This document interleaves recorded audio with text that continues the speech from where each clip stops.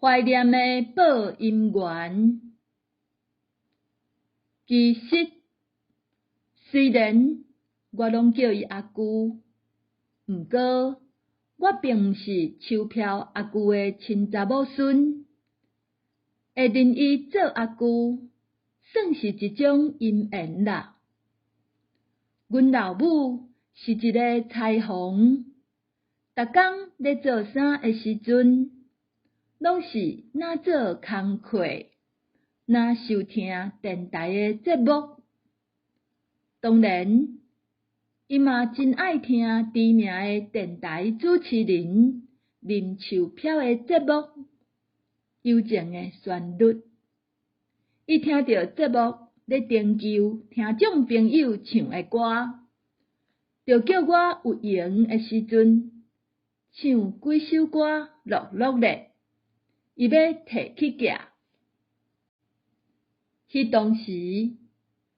国中刚毕业的我，联考了后等放榜，无啥物代志，就去附近的工厂做线工，负责将画页的设备切清去，甲包装起来。逐工伫工厂内底做工，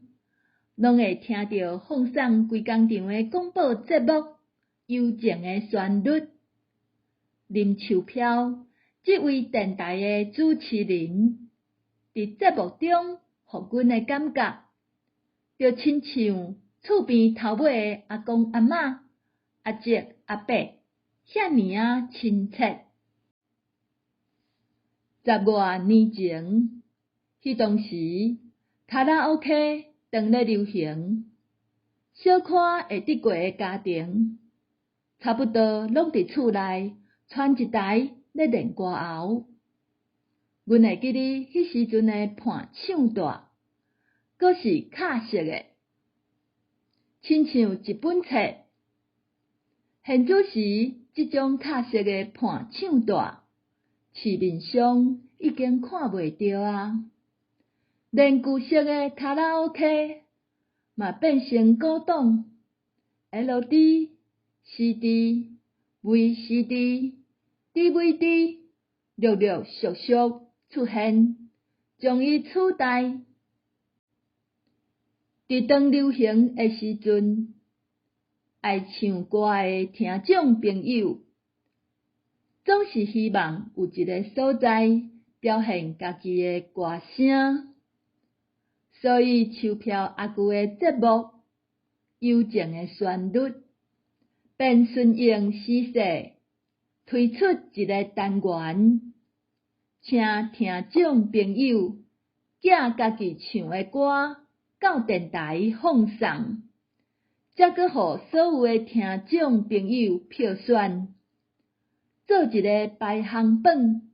看倒一位听众朋友的歌声上受欢迎。我自细汉就爱唱歌，阮老母看到当时的黄以玲、蔡幸娟等等这个少年歌手，红甲半边天，就小可有意思，要栽培我做歌星。所有的亲情朋友嘛拢认为我遮尔敖唱歌，